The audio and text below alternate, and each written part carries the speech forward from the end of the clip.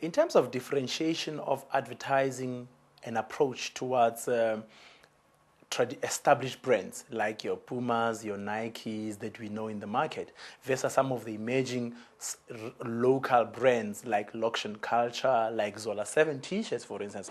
You know, I've traveled from Pumalanga to what you call Jimmy's team. I was looking for a Zola 7 t-shirt, so I got it there. It's local.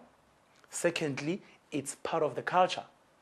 It's part of the trend that is emerging, which is local, which a lot of people can identify with. Culture, which, the culture which is not culture where we all know it in terms of our values and norms, but culture in terms of the way we do things, culture in terms of the language, culture in terms of the greetings and all of that. And I think that the approach to advertising has been so different. If I look at the Loction Culture brand or Zola 7 t-shirts, they make huge music concerts and music shows where they launch these products and where these kids wear these products and all of that. I mean, if you look at, for instance, how old drum magazine covers are being used on t-shirts, something which is real and authentic that people can identify with. The pictures on those t-shirts are amazing. It's impeccable that people just want to be identified, being drawn closer to that. And they're realizing that wearing FUBU versus wearing Zola 7 t-shirt means you keeping it real.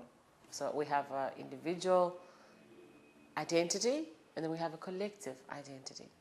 I think part of the reason why Stone Cherry and Craig Native and all those guys, Zola 7, coming up and becoming brands is because of that newfound pride in South Africans. They're wanting to sort of say, okay, now this is my personal identity, but also, hey guys, we're part of a group. I actually frankly see it as part of nation building. Because when you wear that, you're subscribing to an ideology, a particular ideology. And the greater the uptake of these kind of brands and these kind of ideologies, I think the more solid the South African market and the South African nation is becoming.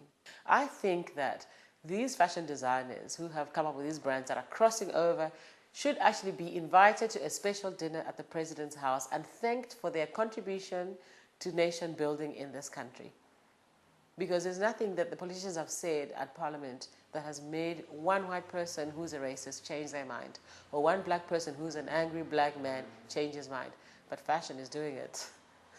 Fashion is doing it. That, to me, is amazing.